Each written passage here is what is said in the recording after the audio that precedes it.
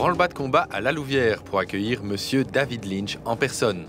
On connaissait le cinéaste, on avait entendu parler du peintre.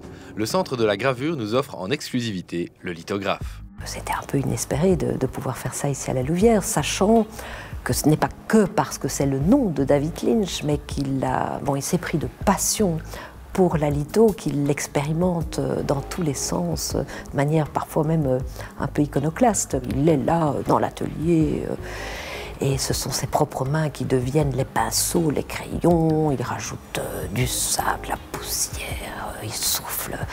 Et il dit, moi j'adore cet univers organique, où on ne sait jamais très bien quel va être le résultat.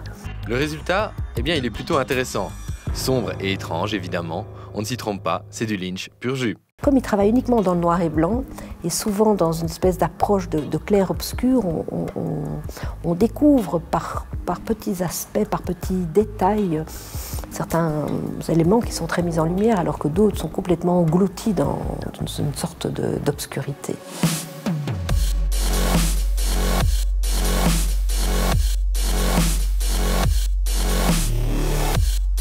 L'exposition propose aussi les premiers courts-métrages du maître. Car si l'inclassable réalisateur de Blue Velvet ou Mulholland Drive n'est plus à présenter, ce que l'on sait moins, c'est que tout a commencé en peinture.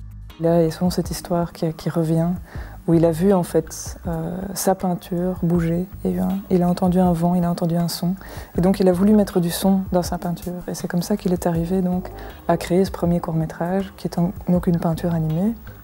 Et puis il a poursuivi en fait, et c'est comme ça qu'il est arrivé au cinéma. Peinture, cinéma, musique et maintenant estampe, David Lynch est un artiste polymorphe aux multiples talents dont l'univers se joue des frontières artistiques. Et si l'important n'était pas l'art, mais la manière. C'est un monde qui me plaît beaucoup, qui me touche beaucoup.